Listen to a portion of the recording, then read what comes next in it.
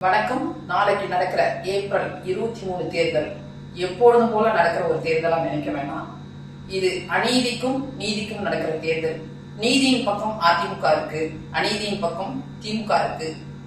தமிழ்நாட்டை சுரண்டு பிழைக்கிற திமுக கூட்டத்திலிருந்து தமிழ்நாட்டு மக்களுக்கு விடுதலை கிடைக்கணும்னா அதுக்கு கண்டிப்பா உங்களில் ஒருவர், உங்களுக்காக ஒருவர், உங்களுக்காக மட்டுமே ஒருவர்னா அது எடப்பாடியார் தான்.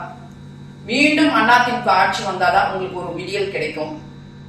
மொத்தமா விடியல் சொல்லி தமிழ்நாட்டு மக்களை முடியல் செய்ய வச்ச இந்த திமுக ஆட்சி வீட்டுக்கு போகணும்.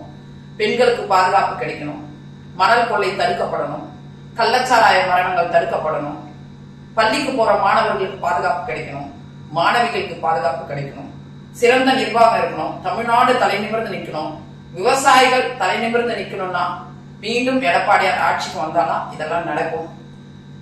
அவர்கள் 2021-26 காலகட்டத்தில் அவர்கள் பண்ண கொடுமைகள் சாதாரண விஷயங்கள்ல. வரி உயர்வுலிருந்து வரி ஏற்றங்கள், மின்சார கட்டணம், மணல் கொள்ளை, கொலை, கற்பழிப்பு, பாலியல் பலாத்காரங்கள், பாலியல் வன்கொடுமைகள், விவசாயிகள், இப்படி எந்த துறையுமே சிறப்பா இல்ல. தொடர்ந்து ஏன் பட்டாசு விபத்துகள் கூட அவங்க வந்த பிறகுதான் தொடர்ந்து நடக்குது. ஏன்னா லைசன்ஸ் ரினியூ பண்ணாமலே நடக்குது. இப்படி அமைப்பு சாரா தொழிலாளர்கள் இருந்து, விவசாயிகள் இருந்து, பெண்கள் இருந்து, குடும்ப பெண்கள் இருந்து, தொழிலாளர்கள் வரைக்கும், தொழிற்சாலைகள் வச்சிருக்கிற முதலாளிகள் வரைக்கும் இன்னைக்கு படாத அவஸ்தைகள் பட்டு இருக்கோம். ஒரு மூச்சு முட்டை நின்றுட்டு இருக்கு தமிழ்நாட்டு மக்களுடைய நிலைமை. அதுல இருந்து விடுதலை கிடைக்கணும்.